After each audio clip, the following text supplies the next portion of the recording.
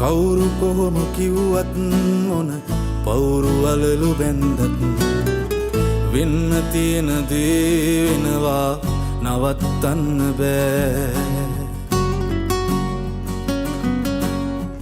හීනවලට ගිහින් එන්ඩ කෙටි පාරක් නෑ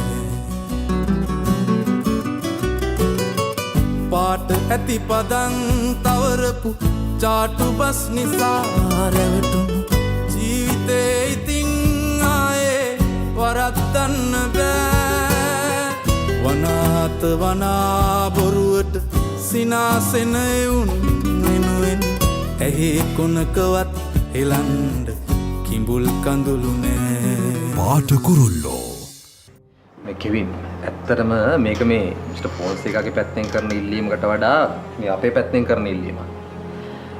කෙවින් මේ වෙලාවේ මේ කම්පැනි එකත් එක්ක ඉන්න ඕනේ. ડોක්ටර් කම්පැනි එකත් එක්ක ඉන්න ඕනේ කියන්නේ මම කොහොමත් කම්පැනි එකත් එක්ක ඉන්නවා. මේ වෙලාවේ මේ ඩඩාට නිම්නාවිට මාව ඕනම වෙලාවේ මම මගේ වැඩ අතහැරලා හරි මෙතන ඉන්න ඕන. මම කියන්නේ මට අර පෝස්ට් එකට ආපහු වෙන්න බෑ කියන එක. කෙවින් ඒක නෙවෙයි අපි කියන්නේ. මේ වෙලාවේ අපි තේරුම් ගන්න ඕන මිස්ටර් ෆොන්සේකට තනියෙන් මේ බර අදින්න බෑ.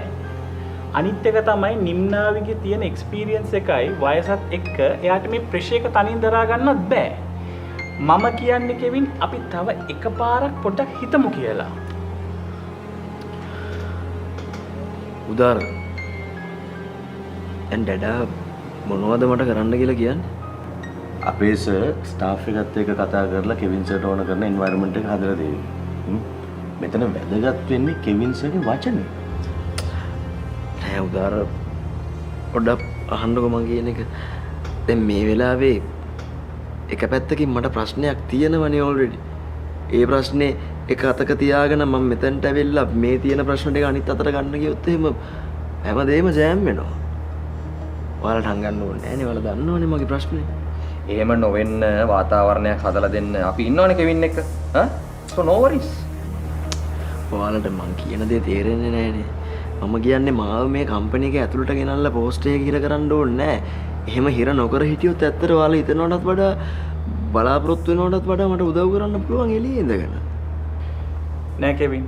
මම හිතන්නේ මේ වෙලාවේ ඔයා උත්තර දෙන්න හදිසි වෙනවට වැඩිය තව පොඩ්ඩක් හිතන්න කියලා. ඔව් ඇත්තටම දැන් බාහිර පාර්ශවයක් විදියට එළියේ ඉඳලා වැඩ කරන්න ගියාම මෙතන ඇතුළෙන්මනේ ප්‍රශ්නේ පටන් ගන්නෙ. දැනට මෙහෙම හිතමු සරලවම ගත්තොත් සර් මේ ඇත්තටම කෙවින් සර් කියන්නේ තාම මේ ඔෆිස් එකේ ඩ්‍රයිවර්නේ. සර් මෙහෙමයි සර්. දැන් අපේ සර් කොහොම හරි සර්ට මේ ස්ටාෆ් එකත් එක්ක වැඩ කරන්න රෙස්පොන්සිබිලිටි කරන් දෙයි. මොකටද මම ස්ටාෆ් එකත් එක්කම වැඩ කරන්නේ? උදාර මෙතනදී මගේ කන්ට්‍රිබියුෂන් එක කරන්න මට වැඩ කරන්න තියෙන්නේ සීමිත පිරිසක් එක්ක. ඉතින් ඒක පිට ඉඳගෙන ඒ සීමිත පිරිසත් එක්ක වැඩ කරනවා මිසක් මේක ඇතුළට ඇවිල්ලා තවත් බොරුවක් කරන්නේ මොකටද? බොරු කරා මදිද දැන්? මම කියන්නේ කෙවින් අපි මේක මිස්ටර් ෆොන්සේකත් එක්කත් කතා කරමු. දැනට මම කියනවට තව පොඩ්ඩක් කල්පනා කරලා බලන්න.